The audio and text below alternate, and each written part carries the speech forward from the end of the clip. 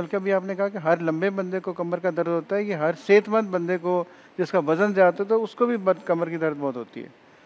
और ये दर्द एक ऐसी शदीद पेन है, मैं आज भी एक अपने डॉक्टर साहब दोस्त से मेरी फ़ोन पे बात हुई, उनको वज़ू करते-करते जब उन्होंने टाँग उठा के सिंक में रखी है, तो उनको ऐसा कमर का खिंचाव हुआ कि उनको उठा के बेचारों को लिटा के बेड पे लिटाया, उस दिन से लेके आज तक वो बेड के ऊपर हैं। ऐसा स्पैज़म और ऐसा खिंचाव पैदा होता है कमर का कि बंदे को हिलने नहीं देता। इसलिए इसको अर्को-निसा या सियाटिका कहते हैं।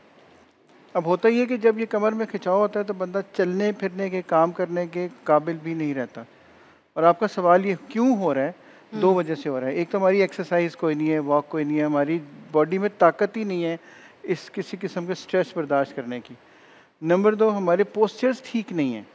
अब ये देखें वो लोग जो कंप्यूटर पे काम कर रहे हैं, वो लोग जो लैपटॉप पे काम कर रहे हैं, जो मोबाइल फ़ोन इस्तेमाल कर रहे हैं, वो उनमें से किसी बंदे का भी अपने बैठने का पोस्चर ठीक नहीं है, जिसकी वजह से दर्दें बिल्कुल जो है ना वो आसान हो जाती हैं। सर एक बात भी, आप लोग जैसे कहते हैं ना कमर को सीधा करके बैठो, आपके आते ही मैं कमर को सीधा करके ऐसे बैठ गई हूँ, मगर समटाइम्स इतनी देर खिंचाव कर करके भी ना बिल्कुल ऐसे स्टैचू की तरह बैठे बैठे कमर में फिर तब भी थोड़ी सी ना बड़ी अकड़ सी और बड़ी तकलीफ सी पैदा हो जाती है। जिन लोगों को मैं कहती हूँ हर एक को इतनी आदत तो नहीं होती।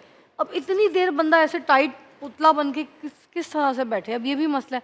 अब ज़ाहिर सी बात है टीवी देख रहे हैं तो दिल करता है बंदा रिलैक्स इस पोजीशन में बैठे, ठीक है, कभी इस पोजीशन में बैठे, कभी बंदा यूं बैठ जाता है। तो अब ये वाली पोजीशन है हमें आराम भी बड़ा देती है मगर बाद में तकलीफ भी बहुत देती है। तो अब क्या करे बंदा, क्या इस पोजीशन में हम बैठ ही नहीं सकते? हमने टीवी देखना है, पोजीशन में नहीं रह सकते, हमने टीवी भी यूं देखना है। ओ वाह व्हाट अ मूवी, व्हाट अजीब सा लगता है। आप बिल्कुल ऐसे ही बैठे, लेकिन पीछे थोड़ी सी सपोर्ट रख लेना। अच्छा, थोड़ी सी सपोर्ट रख लेंगी तो आपकी कमर सीधी रहेगी। देखिए रूल यही है, बॉडी का वेट जो है वो सीधा ट्रांसफर होता है। जब आप बॉडी को मतलब कर्व कर देंगे, ये मेरी कुशन है, ठीक है, हाँ अब ये मेरी हाँ वो हाँ, है चेयर, इसको अगर आप इसको पीछे मैं रखें थोड़ी सपोर्ट मिल जाएगी आपको। सपोर्ट हमने इस तरीके से ये सपोर्ट ले ली, ठीक है, हाँ, कमर वाली जगह पे, कमर वाली जगह के ऊपर और हम इसको ऐसे सपोर्ट इसको दे दें। अगर आप सपोर्ट, जैसे मैं बैठा हूँ पीछे सपोर्ट साथ लगी हुई है। अच्छा, हाँ जैसे आप जैसे लोग जो ट्रैवलिंग बहुत ज़्यादा करते हैं, उनको हाँ हमारे सिर्फ एक मशवरा ये होता है, चाहे वो गाड़ी में सफ़र करें, बस में सफ़र करें या जहाज़ में।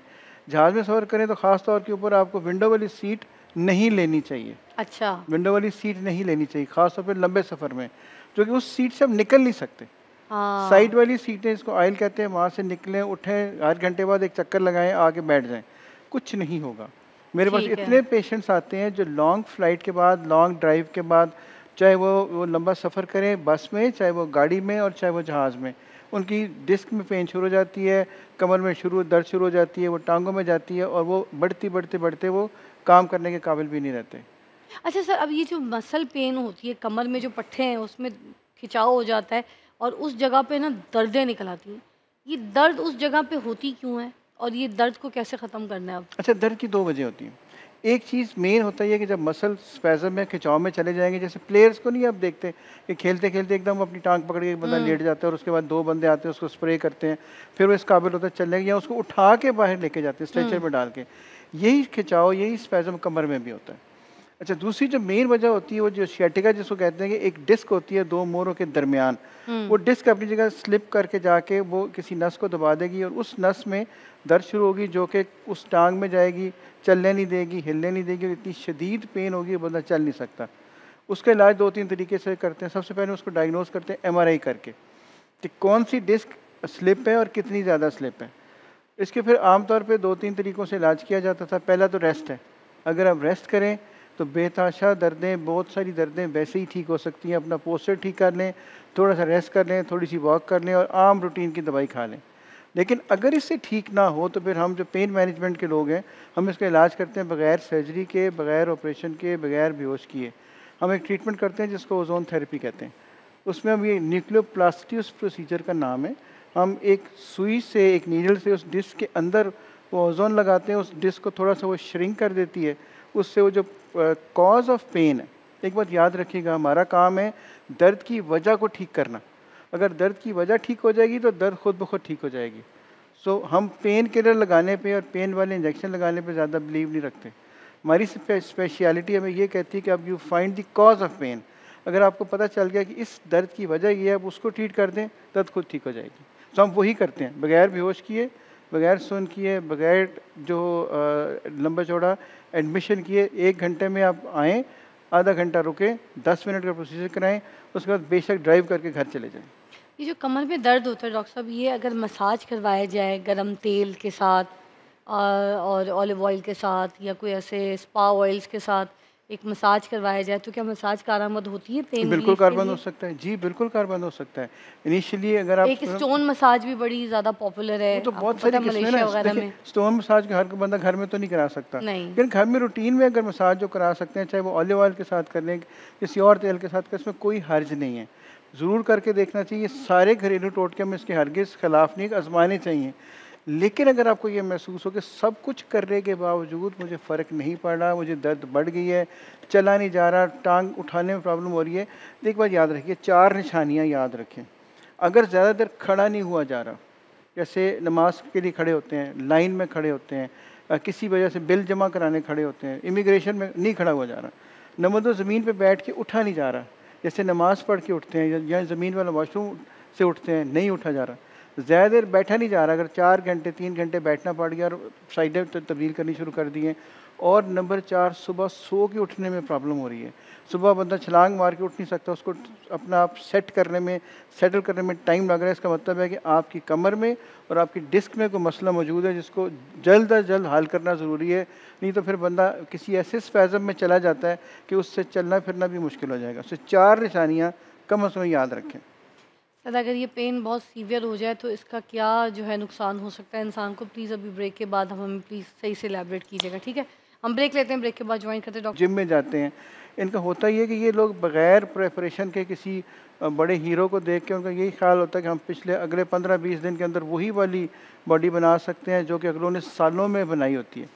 फिर ये क्या करते हैं कि हमारे पास ट्रेनर अच्छा ना हो, हमारा कोई वो बंदा जो कोच अच्छा ना हो, तो ये जाते सार अगर आप झटके से वज़न उठाएँगे तो वो चीज़ें आराम से वो डिस्क स्लिप कर सकती हैं। फिर मेरे पास और जो मैं घर में सबको मशवरा देना चाहूँगा, मेरे पास बहुत सारे लोग आते हैं जो पानी की बॉटल्स उठा के तो डिस्पेंसर में डालते हैं। वो एक हाँ, ऐसा घर ख़तरनाक की एंगल औरतें है। सर, घर की औरतें उठा रही जी, होती हैं बेचारी ना, कोई दुबली पतली भी होती हैं, उनके अंदर जान नहीं होती, जब वो उठाती हैं उनको बड़ी तकलीफ़ें निकलती हैं। वो 19-20 लीटर की बॉटल है, जब उसको प्रॉपर एंगल से उठा के जब उसको घुमा के उसके ऊपर रखते हैं, तो ऐसा वो एंगल को बनता है कि पीछे कमर में दर्द शुरू हो जाती है। सो लिहाजा औरतों से, हमारी घर की जो बहनें बेटी हैं, उनसे मेरी दरख्वास्त ये है कि जब अपनी पेटियों को, सोफ़ों को, चीज़ों को धक्का मारें, को अपनी जगह सेट करने की कोशिश करें, तो उतना काम करें जितना वो कर सकती हैं। जो उनकी कैपेसिटी ज़्यादा हो तो बराए मेहरबानी इस पे ज़ोर ना लगाएं, नहीं तो बाद में वो दर्दें शुरू हो जाएँ, बंदा अपने घर के रूटीन के काम करने के काबिल भी नहीं सर रहता। बच्चे की डिलीवरी के टाइम पे जो औरतें कमर के ऊपर एपिड्यूरल लगवाती हैं उनको भी कमर का दर्द बहुत ज़्यादा पेन करता है और वो सारी ज़िंदगी साथ चलता है। अब मुझे पता नहीं, पहले पहले तो ज़माने में होता था ना, वो मोटी सिरिंज के साथ एपिड्यूरल लगता था। बहुत बारीक सिरिंज वाला तो मेरे ख़्याल से अब आया है।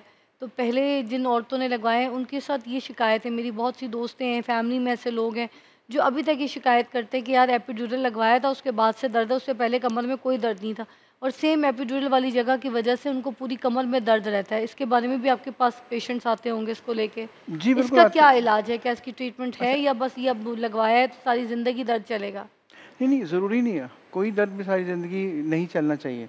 हम लोग ये करते हैं, जिनको एपिड्यूरल की पेन होती है, बेसिकली जिस जगह पे एपिड्यूरल लगता है, उसके इर्द-गिर्द जो मसल है वो स्पैज़म में चले जाते हैं। वो मसल में बाज़ औक़ात इंजरी हो जाती है, जिससे वो हील नहीं होता, तो पेन होती रहती है। हम ये कर सकते हैं कि हम उस जगह का अल्ट्रासाउंड करते हैं, उस जगह का, कमर के उस हिस्से का, और उसके ऊपर एक इंसुलिन की नीडल से लेके वहाँ पे जहाँ पे इनको इंजरी या सोज़िश होती है, वहाँ पे वो ओज़ोन लगा देते हैं। देखिए क्या ये लगा देते? ऑक्सीजन लगाते हैं, ओज़ोन लगाते हैं, ओज़ोन थेरेपी हम करते हैं। ये क्या उससे करती है, उससे क्या होता है? उससे क्या होता है कि जो सोज़िश है, वो बेहतर हो जाएगी, जो मसल की इंजरी है, वो बेहतर हो और जाएगी, दर्द? हीलिंग शुरू हो जाएगी, तो दर्द उसी वजह ठीक हो जाएगी ना। जब दर्द की कॉज़ उस सोज़िश है या वो ही इंजरी है, जब वो ठीक होगी, तो दर्द भी ठीक हो जाएगी। सर ये दूसरी पुरानी दर्द भी ठीक? पुरानी दर्दें बहुत बेहतर हो जाती हैं। देखें, इन सारी चीज़ों का नुकसान तो कोई नहीं है ना। एक जी। आपने ऑक्सीजन दी, इसका क्या नुकसान होगा? फ़ायदा तो हो सकता है।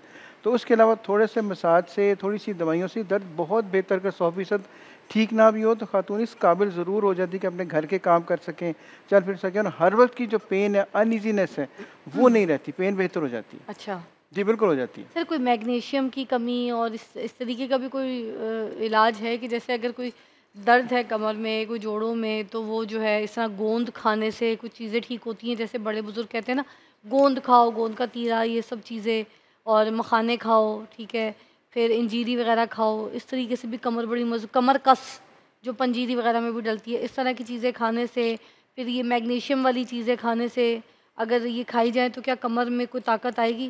कोई कैल्शियम वाली चीज़ें? देखिए, मसल को काम करने के लिए मैग्नीशियम की, कैल्शियम की, विटामिन डी की, इन तमाम मिनरल्स की ज़रूरत है।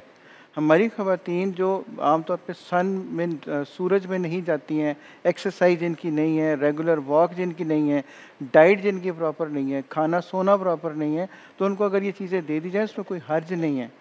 तमाम चीज़ें आज़माई जा सकती हैं, तमाम ये पंजीरियाँ खाई जा सकती हैं, तमाम चीज़ें ली जा सकती हैं, लेकिन एक चीज़ का ध्यान रखना ज़रूरी है कि अगर आप ये सब कुछ करने के बावजूद आराम नहीं आ रहा, दर्द वर्स हो रही है, ज़्यादा काम ख़राब हो रहा है, दवाइयाँ असर नहीं कर रही, तो फिर वो मौका जो आप किसी को दिखा लें। अपने घरेलू टोटके ज़रूर आज़माएँ, तेल ज़रूर लगाएँ, मसाज भी कर लें, ये सारी जो आपने चीज़ें बताई ये भी खा के देख लें। इन तमाम में कोई ना कोई हिकमत होगी तो हमारी इतने अरसे से चल रही है, हम इनके ख़िलाफ़ नहीं हैं। हम सिर्फ़ ये कहते हैं जब ये चीज़ें काम करना बंद कर दें तो फिर उनके ऊपर जमे ना रहें। फिर और सोचें कि अब आगे क्या किया जा सके ताकि वो नौबत जो बाद में माज़ूरी की शक्ल में या काम ना करने की शक्ल में बंदा किसी और काम के काबिल ना रहे,